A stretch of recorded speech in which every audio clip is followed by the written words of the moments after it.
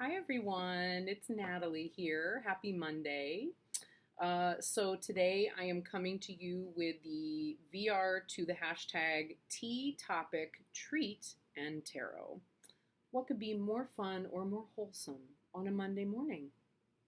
I ask you. So my coffee cup here is full, not with tea,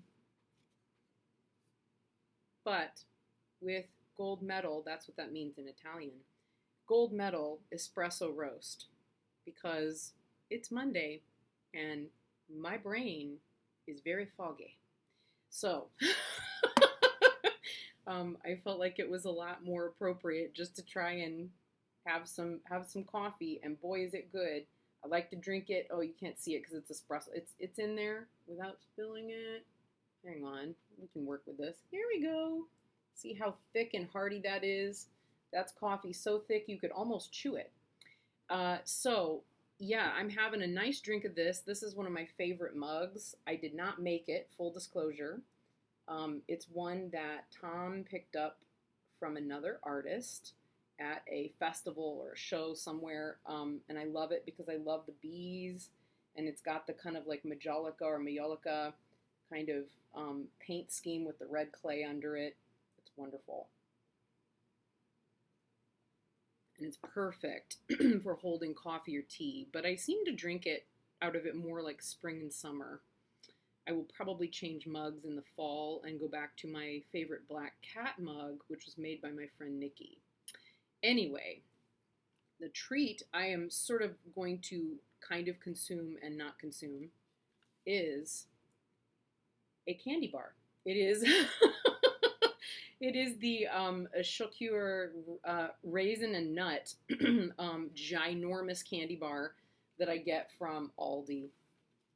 Wonderful treats at Aldi, and it reminds me of the Cadbury fruit and nut bars that I used to love so much when I lived in London. They were such a comfort food, and yeah, I don't know, kind of makes me homesick, and yet it kind of also helps with the homesickness when I miss London. So there we are. So that's what I've been nibbling on, obviously, over the last few days. There's not a whole lot left, so there we go. I might save some of that treat for later and not have any right now, because talking with your mouth full is not great on video anyway. So for a topic, I thought I really kind of want to geek on the general reading by Paul Foster Case. I've geeked on this before, but seriously, if you have not checked that out yet, check it out. Try it out. Work with it for a while. See what you get.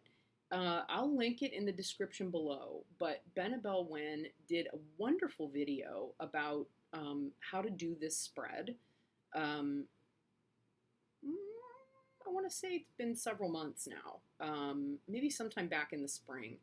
And I remember I spent 30 days, I did exactly what she recommended, and I spent 30 days doing it every day just to get the programming going in the cards, but also in me, and to get used to reading in that fashion.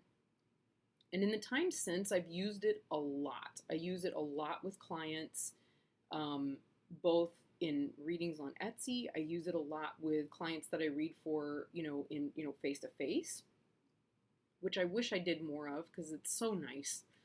And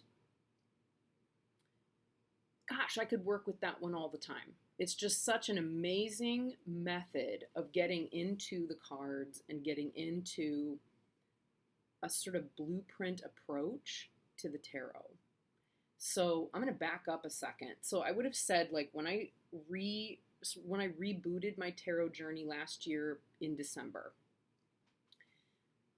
I really was a spectator coming back to tarot from a point of curiosity and interest, and really the interest in looking at it again to understand myself, but not necessarily to read the tarot, just to read about the tarot and to witness and learn from other people.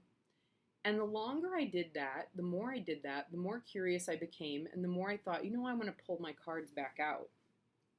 So I went and pulled all my cards back out that I could find, And then realized, okay, I can't find my old cards, got some new decks, and we know how all that turned out, okay? So it turned out the way it's turned out.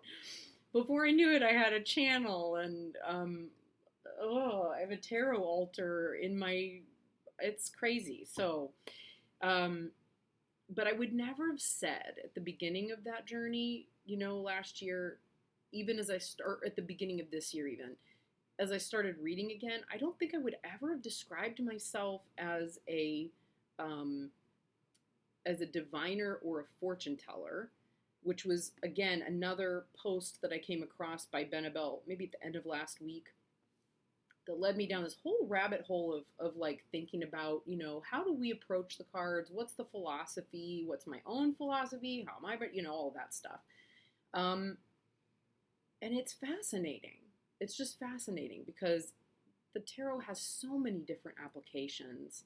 And I guess I feel like the reason I love the general spread by Paul Foster Case so much is because I feel like it's where all of the different aspects of the tarot like come together and meet. So let's say at the beginning of this year, I would have described myself as someone who goes to the tarot and reads it for, insight, personal insight, or just general insight, and a way of understanding patterns in life, right? That's fair. That's fair. Just like understanding patterns in life, paths that are being taken, choices that are available, getting a bigger like overview of things. Just watching my time here. Got 3 more minutes. I'm allowed to have 10. And then I've heard I have several friends that would describe what they do as fortune telling. And I got involved with a group here locally in St. Louis. They're the St. Louis, or the STL Card Slingers, run by Melissa Sinova, or started by Melissa Sinova, and, carried through with several other people locally who are also tarot readers, but they work out of a local bar called the Fortune Teller Bar. And I remember I originally had like this object, I was kind of like, oh, I don't know about that. And I've become so utterly comfortable with that idea. It just really doesn't even faze me anymore. And then reading, and I don't know that I would have ever described myself as a fortune teller. Let's just be clear. That was probably the furthest thing from my mind.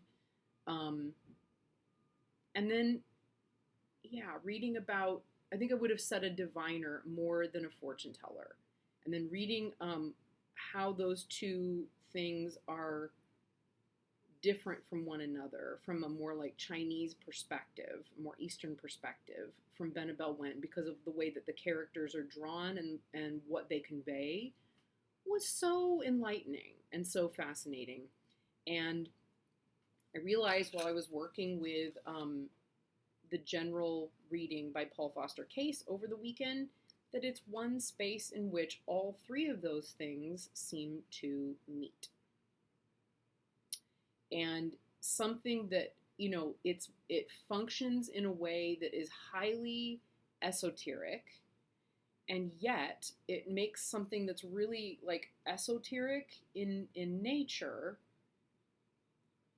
How do I put this? It like makes things that are hidden become really clear and obvious. So the esoteric becomes exoteric. So it becomes something that's accessible and understandable and readable.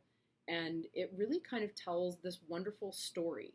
So getting overly specific and overly interested in,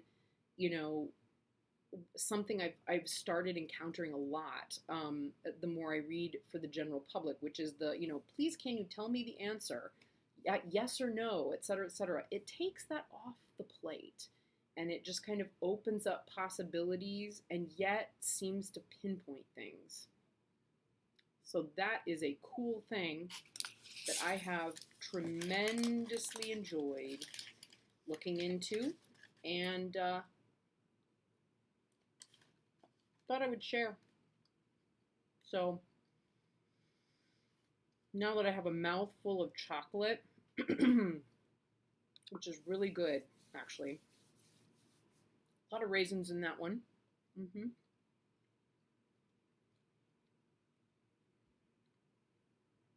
Yeah.